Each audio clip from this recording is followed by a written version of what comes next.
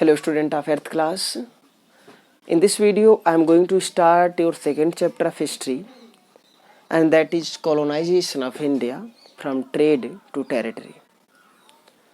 In first chapter when I explained, then I told you that our modern history starts from the death of Aurangzeb in 1707, and after the death of Aurangzeb in 1707, Mughal Empire started to decline.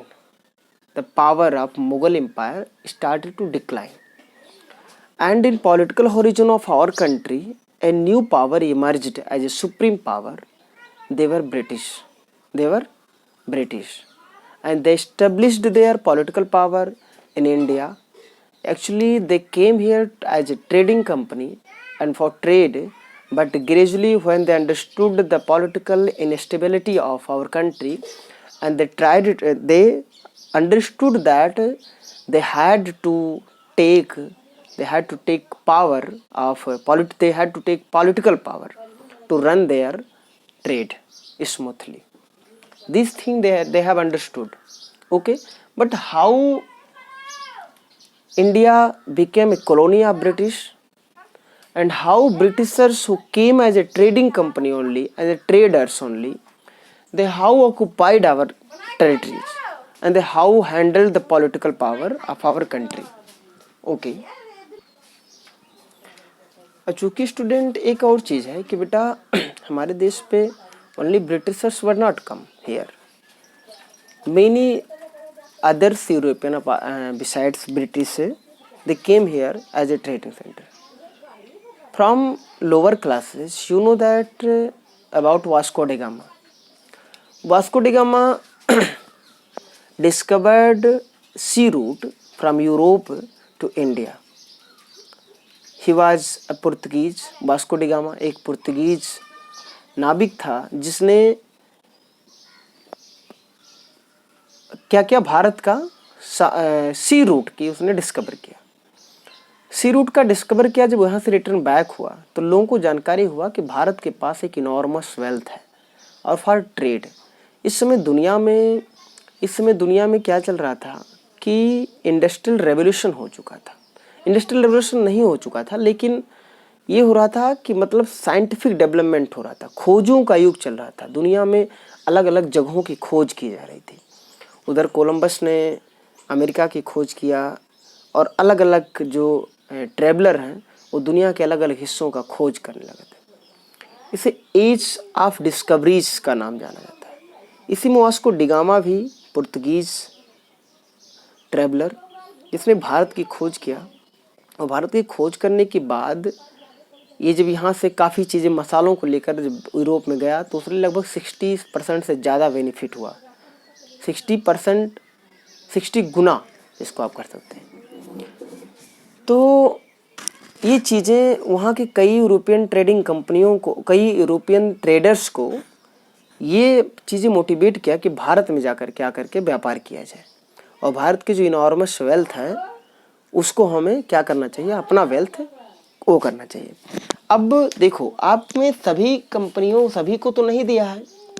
अब European company में हम दो कैसे कौन कौन पहले आया, पहले तो आए आपके पहले जो आए यहाँ पे वो आए पुर्तगीज, दूसरा आए डच ये हॉलैंड के निवासी थे, नीदरलैंड के निवासी थे, and third British and fourth आए डेनिश आए, डेन जिनको कहा जाता है, एंड 5 आए फ्रेंच।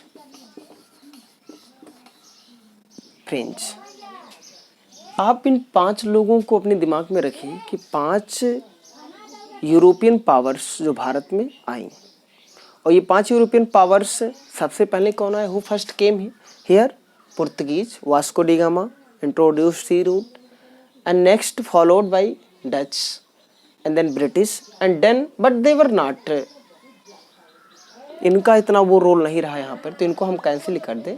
ये 4 जो रहे ये बहुत मेजर पावर आए, ठीक है। फ्रेंच जो है ये 4 मेजर पावर्स आए।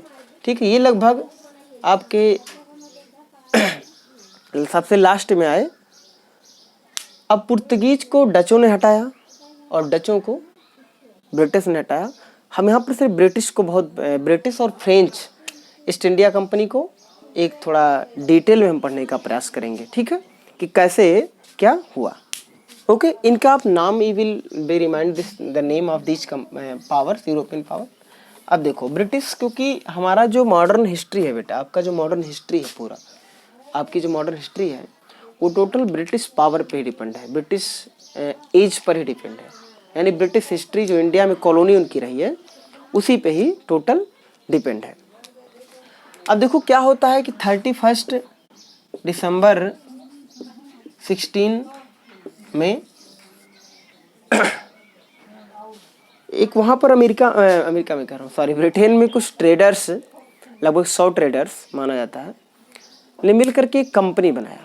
ठीक है, ईस्ट इंडिया कंपनी, ईस्ट के साथ व्यापार करने के लिए। और वहाँ की जो क्वीन एलिजाबेथ ने क्या किया, ग्रांट किया कि आप, मोनोपोली दिया कि आप जाइए ईस्ट के साथ व्यापार करिए और no one of apart from British East India company, no one compete them. यानी कोई कंपटीशन नहीं था, मोनोपोली दी गई और उसको बोर्ड ऑफ डायरेक्टर के थ्रू कुछ जो मेंबर थे उसके अकॉर्डिंग कंट्रोल होना था ये कंपनी। और वो भारत में आकर के अपना उन्होंने वो किया। ठीक है, अब भारत का नक्शा देखोगे तो ऐसे, अगर कोस्ट वाला देखोगे, यहाँ पर सूरत में उन्होंने पहली फैक्ट्री और हुगली रिवर पे दूसरी।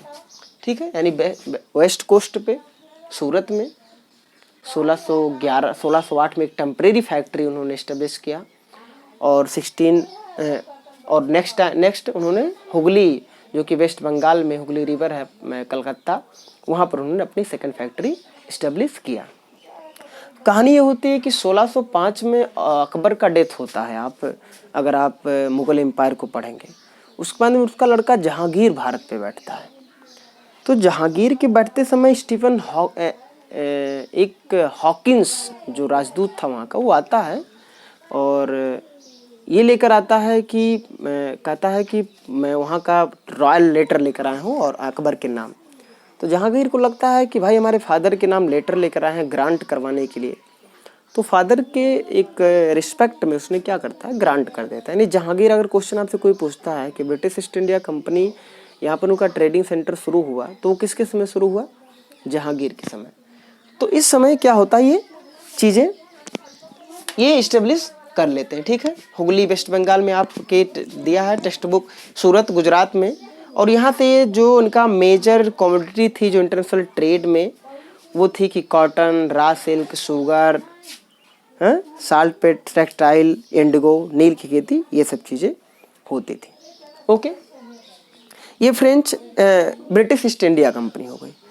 फ्रेंच ईस्ट इंडिया कंपनी को थोड़ा सा अगर हम देख लें तो फ्रेंच ईस्ट इंडिया कंपनी खैर एक्चुअली बहुत बाद में आई, लेकिन उन्होंने अपना जो सेटअप किया trading centre, they setupped their trading centre in Chandernagore Bengal और माहे मतलब Kerala, Karaikal Puducherry in the eastern coast and Mauritius in Indian Ocean in 1664 में लास्ट में ये लोग आए थे। और एक जो फ्रेंच ईस्ट इंडिया कंपनी बहुत लार्जली गवर्नमेंट कंट्रोल्ड थी, बिजनेस वेंचर था। इस समय जो 1664 में, इस समय लुई 14 फ्रांस में शासक था। लुई 14 जो कि 1643 में बैठता है फ्रांस में और 1715 तक ले बैठता है। तो लुई 14 था, बट आपको याद रखने की ज़रूरत नहीं है। लुई 14 9th में आप पढ़ोगे, लुई 14 समय शासक था। तो इसने टोटली कंट्रोल किया उस कंपनी को और भारत में भेजा। ठीक है, सबसे ज़्यादा जो इनका जो फ्रेंच ईस्ट इंडिया कंपनी का जो वो होता है,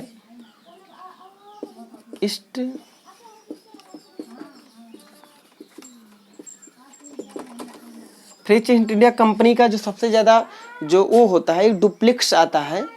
ठीक है, डुप्लिक्स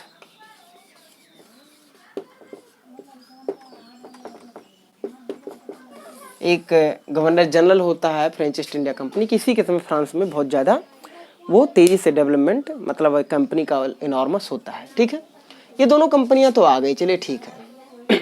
अब एक एग्जाम्पल के थ्रू हम बता दें।